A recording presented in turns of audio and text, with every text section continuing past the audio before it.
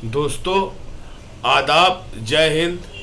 सर्वप्रथम समस्त देशवासियों को संविधान दिवस की हार्दिक शुभकामनाएं। दोस्तों, संविधान जो हम भीमराव अम्बेडकर जी ने लिखा, नेहरू जी के रहते हुए लिखा, पटेल जी के रहते हुए लिखा और समस्त उनकी मंत्रिमंडल के रहते लिखा।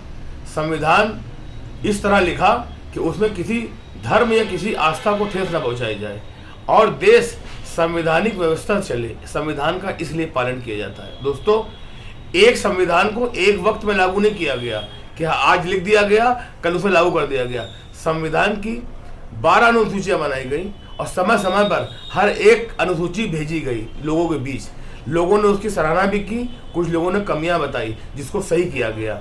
इस संविधान को जब कंप्लीट किया गया ताकि लोगों की भावना ना आहत हो, लोगों का धर्म आहत ना हो और सबको सर्व सम्मान मिले।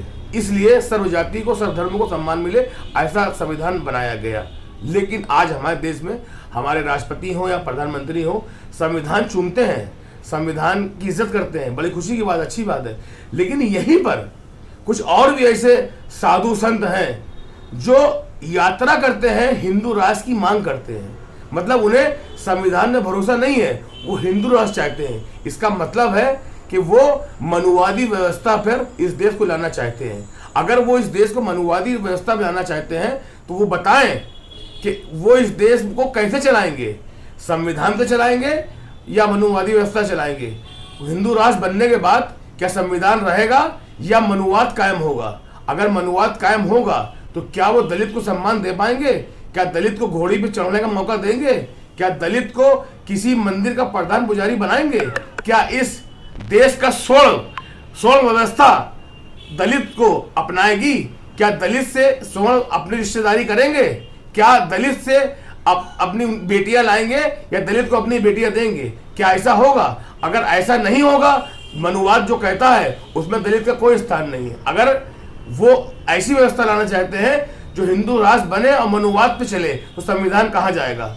अगर हमारे देश के प्रधानमंत्री संविधान की रक्षा करना चाहते हैं, इज्जत करते हैं, तो फिर ऐसे लोगों, ऐसे पाखंड को रोका क्यों नहीं जाता है जो यात्राएं कर रहा है कि इस देश में हिंदू राष्ट्र लागू हो? मैं पूछना चाहता हूं इस देश की सरकार से कि संविधान को खत्म करने के लिए क्या ये व्यवस्था कायम की जा रही है? अगर हिंदू राष्ट्र की कोई मांग कर रहा है तो उसके खिलाफ कार्रवाई क्यों नहीं हो रही है?